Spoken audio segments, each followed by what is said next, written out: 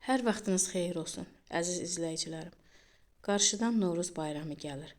Bu bayram baharın gəlişini, yeniliyi və bolluq simvoludur. Hamınızı Novruz bayramının gəlişi münasibətilə ürəkdən təbrik edirəm.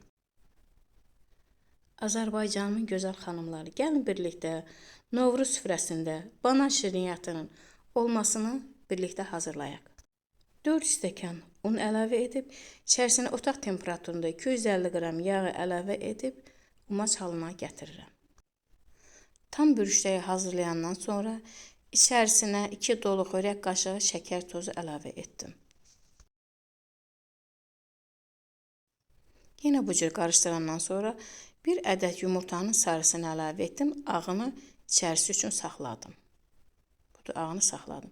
Çay qaşığının üst hissəsində biraz duz, 1 ədəd vanil, 1 ədəd də qabartma tozu əlavə etdim. 200 qram xamanı töküb xəmiri yoğurmağa başladım.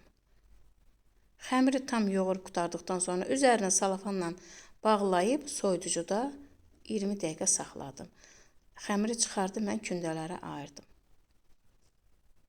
Bu cür kündələri düzəldəndən sonra işlik hazırladım. 400 qram kəsmik götürdüm. Üzərinə 1 dolu stəkan şəkər tozu, yəni 300 qram şəkər tozu.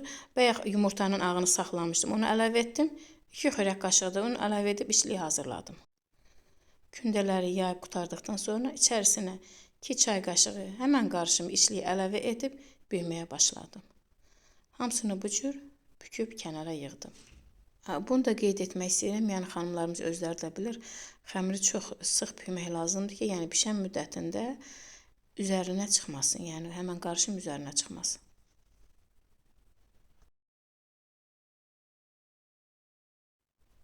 Bükəndən sonra bu cür forma hazırladım.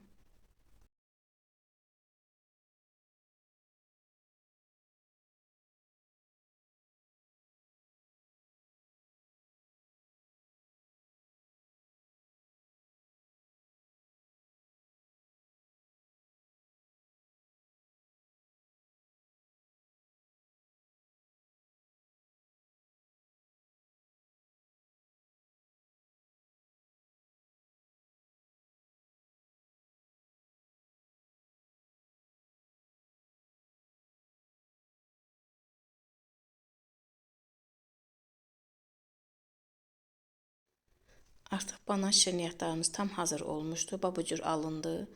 Gözəl qoxusu vardı, gözəl dadı vardı. Üzərinə də şəkər yeşəni əlavə edib süfrəyə təqdim etdim.